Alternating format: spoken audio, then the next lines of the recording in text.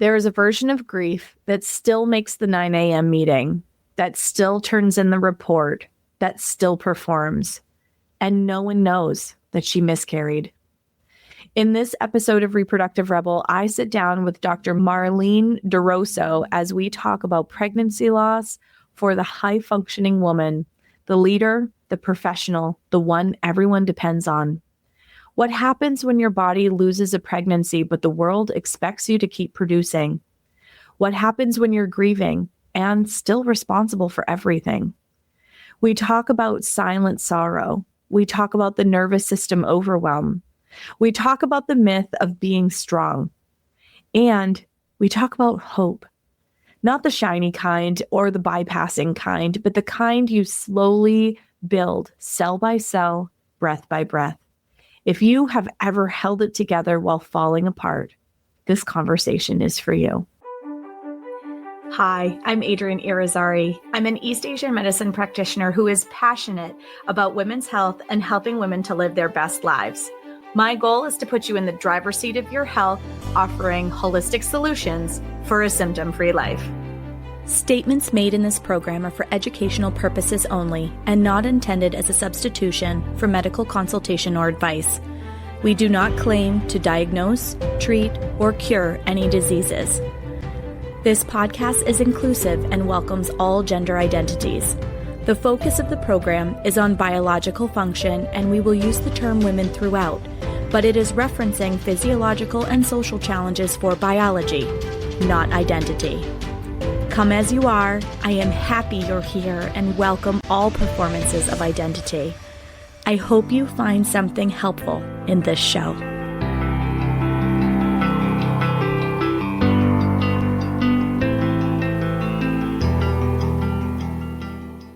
Welcome back to another episode of the Reproductive Rebel podcast. Oh, I can't wait for this conversation. It is one near and dear to my heart, and I am so honored to introduce you all to Dr. Marlene Duroseau. Welcome to the show. Thank you. Thank you so much for having me, Adrienne. I'm so excited to speak with you today. So Dr. Mar and I totally connected over being professional women on a fertility journey. I was like, oh, I need to have this episode on my show.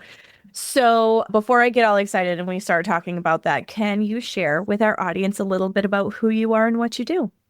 Absolutely. Again, my name is Dr. Marlene C. Duroseau. I go by Dr. Mar. So excited to be here with all of you today. And a little bit about me. I was born in sunny South Florida, Miami, Florida, to be exact. I am a child of Haitian immigrants. And I always like to make sure I talk about my background because as a child of Haitian immigrants, education is something that my parents just definitely pushed on us and made sure that we understood the value of. And that, I think, is what shaped me into who I am. I'm an avid overachiever, always learning, always ready to learn the newest thing, right? So with that, I went on to get my doctorate because even as an adult who went through infertility and built my career, that wasn't torture enough. I needed to go back to school, right? But I mention that because it all comes into play with my story now. And I'm also a wife. I've been married for 23 years. I have 4 boys. My first kid, his name is Richard. I always call him my one child that didn't give me any labor pains. He's my husband's firstborn, but he's been with me since a little before he turned 2. And we went on to have twin boys who are 13 now, and our little one is 7. So a mom of 4 boys, just very busy. I worked as a CFO. I've been with my company for 23 years. And I also now, since earning my doctorate, work as the managing director of HR and leadership development. So it's just a very good intersection between the financial aspect and leadership because it never really left me. And with that, I'm an author and a speaker. And just all of that kind of came about because of my unexpected and unwanted infertility journey. It just took my life on a total different trajectory. So now I work with men, women, couples who are on the journey to build their families. And I also help coach women. I'm all about all things women, empowerment, fertility, confidence, resilience. So that's a little bit about me.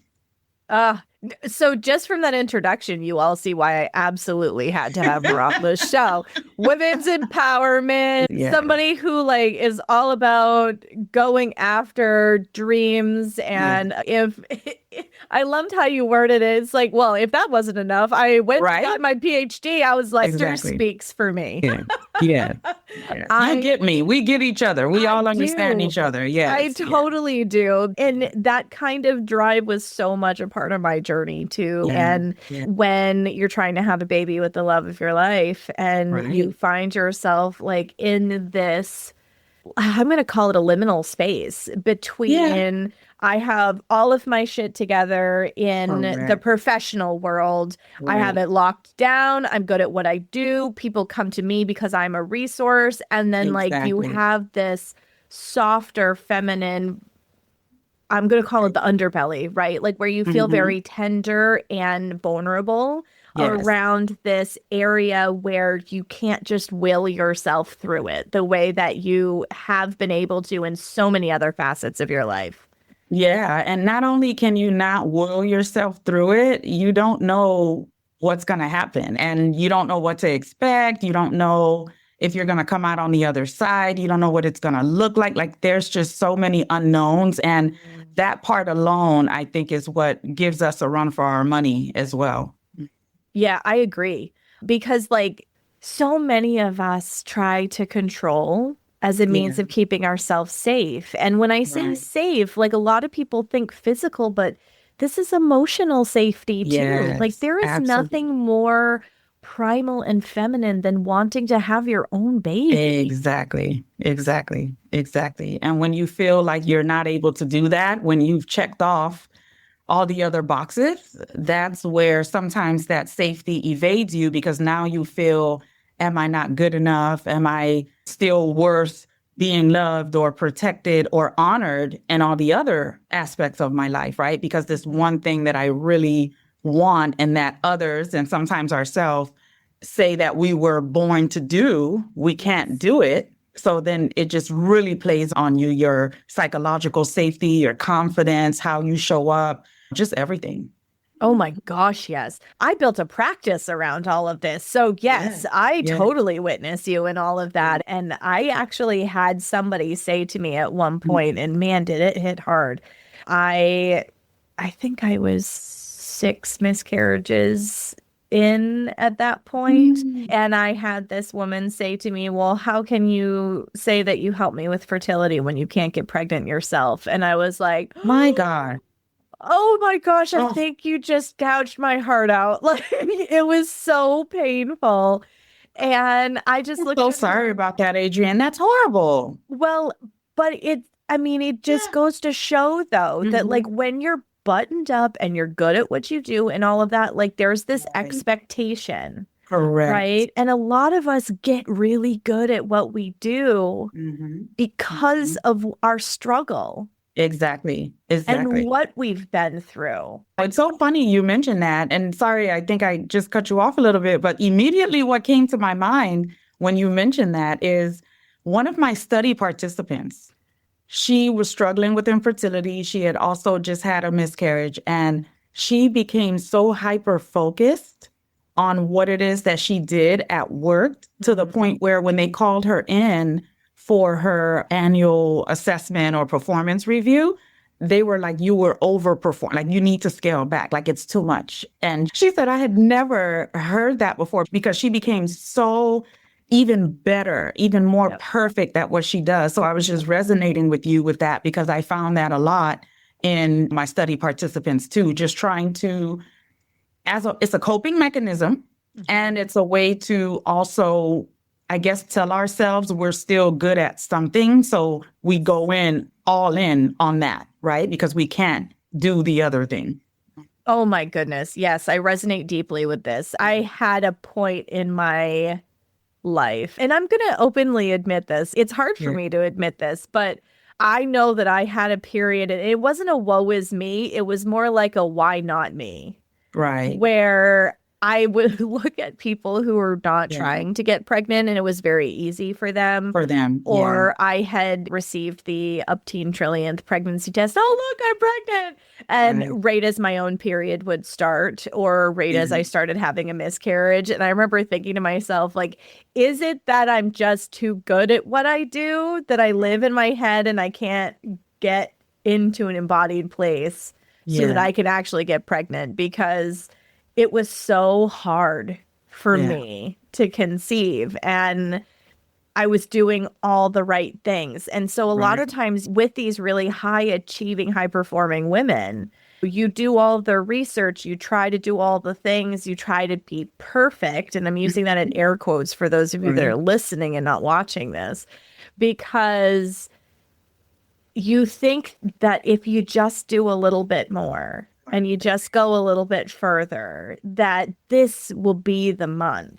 And unfortunately, at least from my training background, the more we try to control, the more we actually create more distance between what it is that we're trying to achieve and the end goal. And I really do believe at this point in my life that I created some of the length of my own journey simply because I wanted it so darn bad that I worked too hard at it.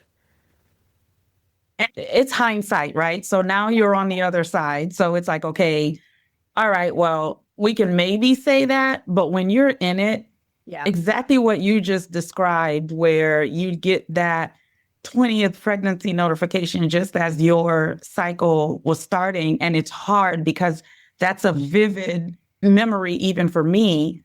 And I know you lived it too, because it's like you're living in that duality where, of course, you're happy for this person or whoever it is. But then for yourself, you're feeling, oh my gosh, why not me? Or I'm a little jealous, or when will it be my turn? And then you hold on to that glimmer of hope in that split second where you say, oh, okay, well, at least my cycle came.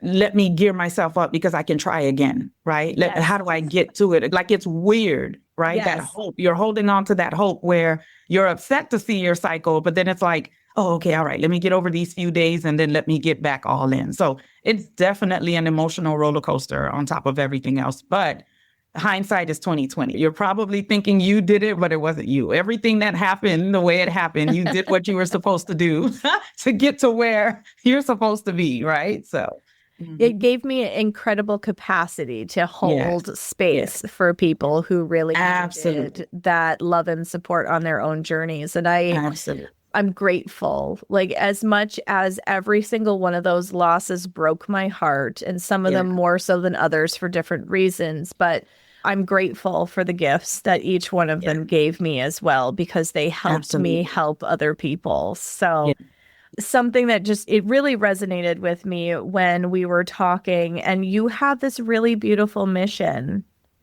in the nonprofit that you are a part of as well. Do you want to share that a little bit too? Yes, absolutely. I am the board member and chief financial officer of a nonprofit named Filling Empty Wounds. And it was started by a dear friend of mine who also dealt with infertility and child loss. So, it was really special to me when we connected, and she asked me to join the board. And first I started off as an ambassador and just wanting to not only bring awareness to infertility, but dealing with that emotional support aspect of people who are currently on their journey and they've also suffered loss. And that also inspired me to start my own nonprofit. And it's something that I wanted to do since the passing of my daughter. But between guilt, fear, doubt, I just kind of never did it. But after working with Sandra, her name is Sandra Elidor, and Filling Empty Wounds, I said, okay, Marlene, it's time.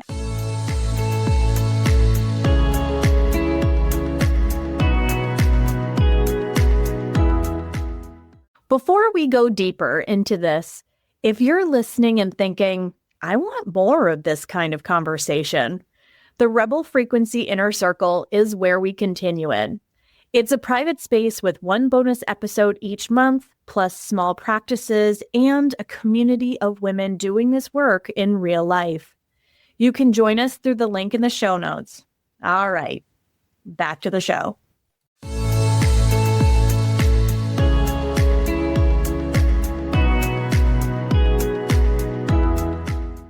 And I remember last year, which we're in 2025. We're in 2026. So 2 years ago, October of 2024, I said, okay, I want to be able to host an event in honor of our daughter. And it was going to be held in honor of National Infant and Pregnancy Loss Awareness Month. It was a commemoration proclaimed by President Reagan. He and his wife, Nancy, had lost their daughter. So I had that first live event and I told myself, okay, I need to do it because if nobody else shows up, my family and friends are going to show up. And that's exactly what happened. There were about 20 of us in the event. And fast forward next year, which was this past October, 2025, I was able to officially launch my nonprofit in her name. It's called Angels Grace Foundation because all of us here are angels on earth that can use a little grace somehow, some way. And the event was spectacular. It was an in-person event, still held it in October in honor of National Infant and Pregnancy Loss Awareness Month. And it was just holding space and allowing a safe space for the women that participated as speakers on a panel, sharing their experience as it surrounds loss. And although it's something that's always very, very difficult to talk about, and some days, some months, some years are worse than others, but having that community of support and having people understand how to support people who deal with that is very valuable. And there was a lot of lessons learned because with the first event, not all my family and friends have experienced this. So they said, Marlene, we appreciate the event because some of the women that did go through it, we're talking to the women that didn't, and open conversation. How do I support you? What do I say? What do I not say? Right. And that even moved forward into 2025 because at that point, the event had 65 people. And it was even more people. And it was mind boggling. So these nonprofits that I'm a part of, and I'm also a part of another nonprofit called Fertility Empowerment Inc. And Dr. Taz is just doing wonderful things. I participate in the infertility conference that she has every year in Nassau, Bahamas. I'm heading there again in April this year. So I just love to see the amount of resources, people, events, whether in person, virtual, nonprofits that are just gearing up towards helping us because it's really a tough thing to deal with. Infertility and the loss coupled with that as well. Yes. Oh, there's so many things about that. I wish I had been able to go. That would have been so awesome. Yes, we can plan for next year or the year after or this year. We'll see, because I want to definitely, it's hard. It's not an easy event to plan or do, but people enjoyed it too, because you talk about everything, just everything as it relates to reproductive rights and wellness, right? And women, like it's good. Would love to have you, definitely. Oh, I would be honored. That sounds like such an incredible resource. And with 1 in 6, like when I started this work, it was 1 in 8 couples were experiencing infertility. And of those couples, 1 in 4 would experience a loss. And now it's 1 in 6 that are experiencing infertility. Like that number just keeps going up. It is touching more and more lives. And there are so many of us that really do suffer in silence when we are going through these journeys, because there's either a lack of understanding. And that was the part that stuck out to me about what you were saying about, I haven't had this personal experience, but what do I say to somebody that does? Like when you're going through it, there's so many people that like get on the internet and they try to Google, like, what do I do? How do I know I'm having a miscarriage? Like this information, it's starting to become more widely available. But even when you have a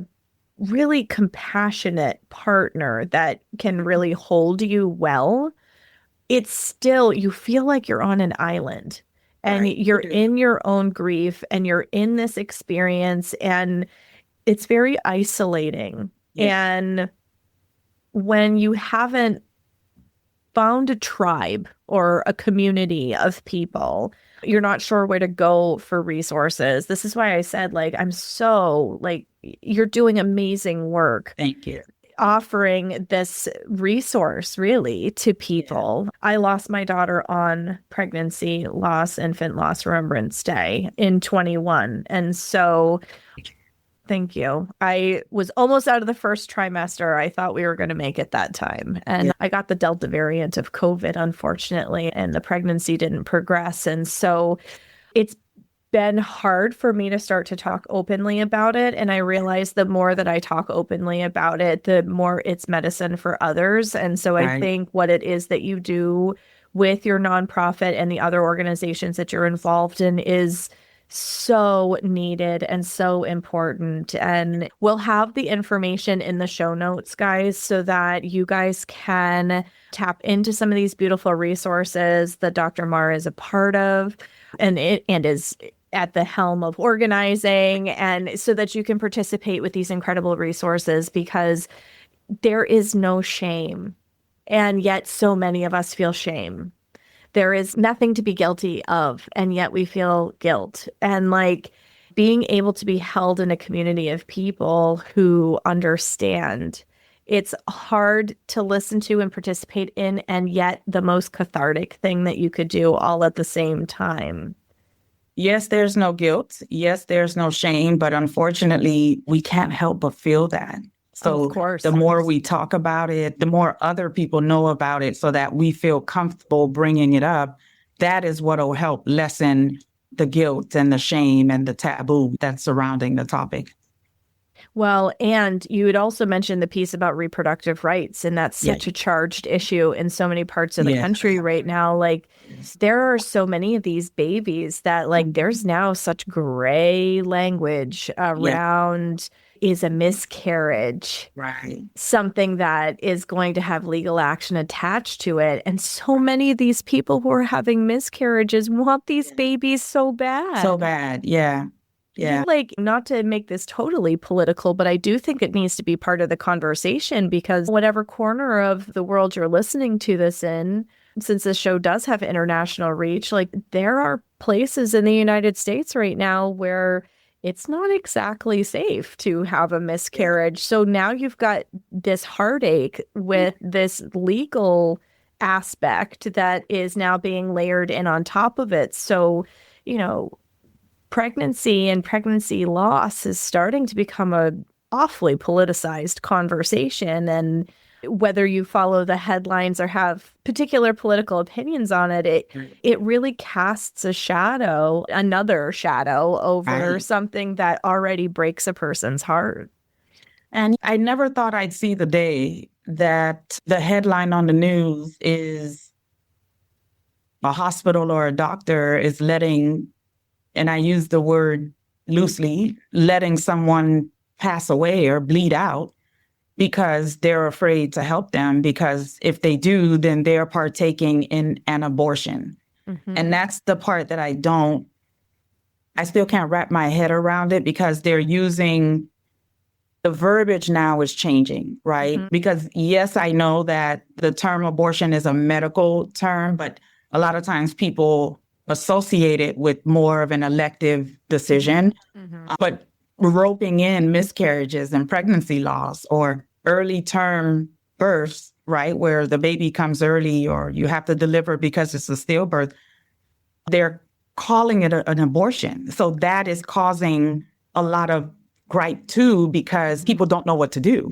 And when I say people, the medical professionals, they took an oath, they swore an oath to help, and they're afraid, right? Am I going to go to prison? Am I going to lose my license? And I never thought I'd see the day. And in the meantime, like you said, the people who are going to seek help because they are losing their baby, they don't want that. And then they want you to help them. So what are you supposed to do? Exactly. Well, and that topic touches portions of the population a lot more deeply than others. Right. And there are a lot of racial lines that follows. And it's so heartbreaking, because the maternal fetal health rates are already in a sketchy place, and then add that in on top of it. So something that is so life-changing in and of itself, it's just, there's a lot to unpack there. And that's probably, you're like, yes, this is a topic that definitely could be unpacked in and of itself. But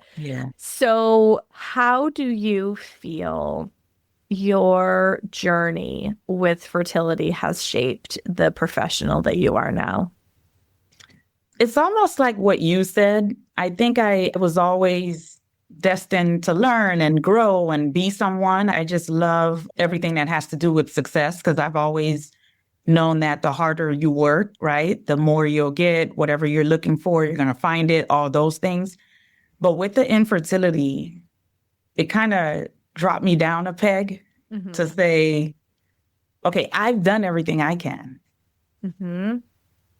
I can't study my way out of this one. I can't work my way out of this one. I can't physically do something any more than I'm already doing to make it work. And it allowed me to really say, okay, our journey is one of resilience and being able to adapt because everything that we talk about when it comes to building a family, building a career, being successful, Adrienne, it's all part of a plan.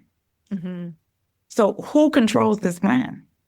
And until I had to experience infertility, everything that I planned out just worked out the way it was supposed to happen because I planned it. I was ready, so it happened. That was not the case. Sister speaks for me. Yes. That was not the case with this. And then it makes you wonder even more. So why is it that I can plan and strategize and figure everything else out and it happens the way it was supposed to or planned, but this doesn't? So it impacted my journey in a way where it's okay to take a step back. It's okay to change course. It's okay to do things a little differently, right, than you had planned. Because if you're not able to adapt, you're in for a rude awakening. You don't know how many women I run into. Oh, no, yeah, I would never do IVF because XYZ, ABC, 1, 2, 3. Oh, no, well, that's your plan. That's fine. But when the universe tells you something else, and that's one of the methods you can employ to possibly try and build your family, you have to be willing to adapt. And I was never rigid before. I never had an experience of things not working out. Yeah, I'm very flexible. That wasn't it. But it was more, okay, if you do 1 + 1, you're going to get 2. That's it. What is this business that I have to do +1, -2, add another 1, go to the side half? What is that? I don't know. We don't know that. So it had to be like, okay, if I want to be able to get to 2, I have to be able to go with the flow, do my own research, put my own work into it, but also be willing to know, 1, I can't control everything. And 2, if different barriers come your way, really sit and think about what are you going to do? How are you going to address it? Because ultimately you want the same result. So because of that, and in my leadership background, I've always been the type of leader, I don't treat everybody the same in the sense that everyone has their unique traits. Everyone has their unique skills. So I know the ability to adapt and have alignment and make sure things work together. But it made me even more aware of how important that is. Definitely bringing in empathy, definitely learning to support people on their journey. And sometimes I wonder, I said, well, I'm a good person. Why did this happen to me? Because everything I'm telling you, because some of my study participants, they told me, no, I was rigid. My staff couldn't be late. They couldn't be on the phone. And they said, no, this has taught me, you need to take a step back. Life is not that serious. Because when they needed that empathy, when they needed that flexibility, when they needed that room to take that quick 5-minute break to go cry because you just got a call from the doctor, they realized how important it was to have that. So they changed the way they led and dealt with their staff and team because of their journey. So that's why sometimes even with me, I grappled with my faith a lot because I said, okay, well, I'm doing everything right. Just what you said in the beginning of our conversation. You're doing everything right. You're checking all the boxes. Why is this not happening? Not to say that bad things are supposed to happen to people that do bad things. I don't even know about that because I always also say it goes back to you can't control everything because sometimes you may do everything you need to do, but then you get impacted by the choice and decision of somebody else. Yes. You understand what I'm saying? I totally do.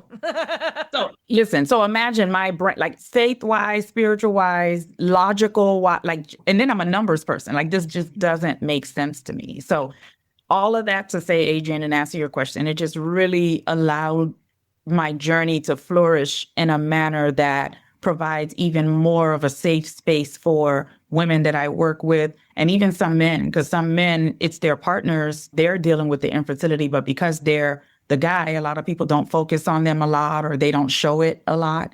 Yeah. But they too have to work and do what they need to do to support their partner. So it's just about making space to be adaptable, making space to allow people a safe space to land, because you've been there too, right? And it also showed me on my journey that anything is possible. And as long as you are willing to consider another way, it can happen. Because even in our work, you may have a manual that says, this is how the procedure is supposed to happen. This is what you're supposed to do. But look at when COVID happened. Yeah, we have manuals and procedures. Nobody knew what to do with that, right?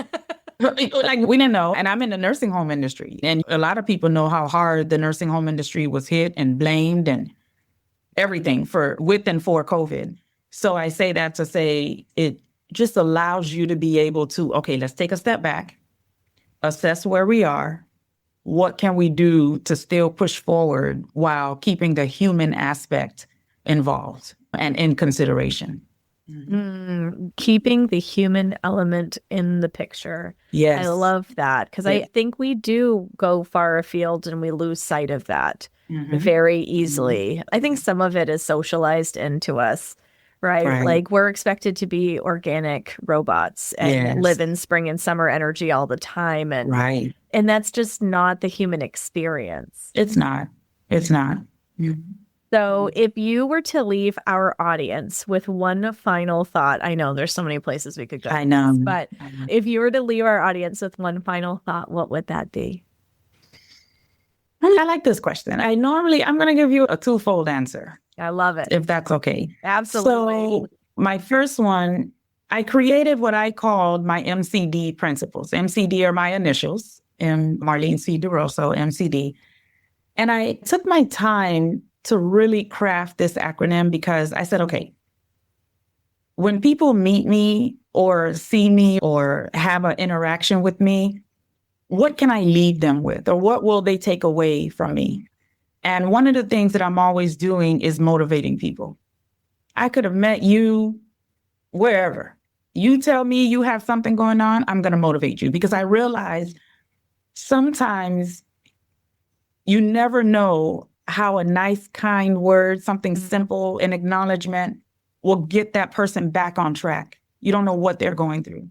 So the first one is to be motivated, right? Always remember your why. Kind of like what you and I were just talking about, Adrienne, when, you're getting all the pregnancy tests from other people, and then your cycle came, and then it's like, okay, and yes, this is a horrible reality right now. But once you get through those few days, okay, what's my motivation? What's my why? Remember your why so that you can remember to keep pushing. And that's when you switch your thinking from glass half empty to glass half full, because it goes from, oh, darn, this stupid period, to, oh, okay, all right, at least it came. So that means my body's working, something's going right. I don't know, right? So I get to try again, right? So you got to stay motivated, keep that positivity. The next one is to be courageous, because any type of journey that you're on, whether you asked for the journey, whether you know what the journey is, whether it's unexpected, like loss and infertility, you don't know what you're going to encounter. So you have to be courageous and just do it anyway. Because being courageous doesn't mean that you're not going to be afraid. It doesn't mean that the fear is just going to go away. It's there, but you do it anyway. And you're courageous because you're motivated. Because sometimes you're motivated, but you're afraid, so you don't want to take that step. So they go hand in hand. Use that courage to keep going so that you can get to your why and stay motivated. And finally, be dynamic. And I love dynamism because I feel like so many of us, like you mentioned as well, Adrienne, we become a shell of ourselves when you're dealing with something that you feel other people are judging you about. Sometimes you're judging yourself. You feel like you're not good enough, and it just chips away a little at you, right? Or from you, one little layer at a time. And when that happens, you don't show up as your authentic self. Now, that's not to say that we're all spring and summer all the time, right? But sometimes you do have people who are very talkative, or they love to dress up and wear their makeup, or they like to get their hair done. And because of whatever they're dealing with, they don't do that, right? Still be yourself, be dynamic, whatever ultimately makes you show up and be that regardless of what's going on. So that's the first part of my answer, right? My MCD principles, being motivated, courageous, and dynamic. And then ultimately, I would want to leave the audience and the listeners with everything will work itself out. Everything will work itself out. And I know it sounds cliche. I know it does. But it always works itself out one way or another. One way or another. It may not always be the answer or the end result you're looking for, or it may not happen the way you thought it would happen, but it will work out. You just got to keep going. I love that. It's really true. It might not be on the timeline that we had originally envisioned, but it doesn't mean that it won't. Yeah, absolutely. And I know that's definitely true on my end of things. My son is about 1.5 years old now, and he is 14 years younger than my baby, my biological baby. So, I had always envisioned they'd be closer together so that they had a relationship. But honestly, she said the most beautiful thing to me when I was pregnant, because I got kind of emotional here. I'm close to delivering, and I'm like, I'm sorry. I was really hoping that you were going to have a brother that was going to be like close to you in age. And she goes, Mom, I'm actually really glad that I'm this age. She said, because I can do so much more. And the night that I gave birth, because I did a home birth, she caught him. Like, how special is that, right? That's beautiful. So if this had all worked out on my timeline, that experience never would have happened for her or for me. And so it really is true. Oh, that's beautiful. Thank you so much for sharing those beautiful thoughts with our audience. And Dr. Mar's contact information is going to be in the show notes. Please engage with the beautiful organizations that she's a part of. We all need this kind of soul food and nourishment. Absolutely. And I am so grateful for your time. Thank you so much for joining us. Thank you so very much for having me. We definitely need to stay connected because we can do some wonderful things, and just sharing our lived experience with other people. If it does nothing else, it just allows them the opportunity to see that they can keep going because others have gone through it. They're not alone and they can do it. So thank you for what you do. And thank you again for having me. Thank you so much. And until next time, everybody. If you're listening to this and feel like there's still something here for you, like the conversation isn't quite finished in your body yet, that's exactly why I created the Rebel Frequency Inner Circle. It's a private space where we go deeper with one bonus episode each month, small ritual practices, and a community of women who are actually living this work. It's just $5 a month. You can join through the link in the show notes. Come stay in the conversation.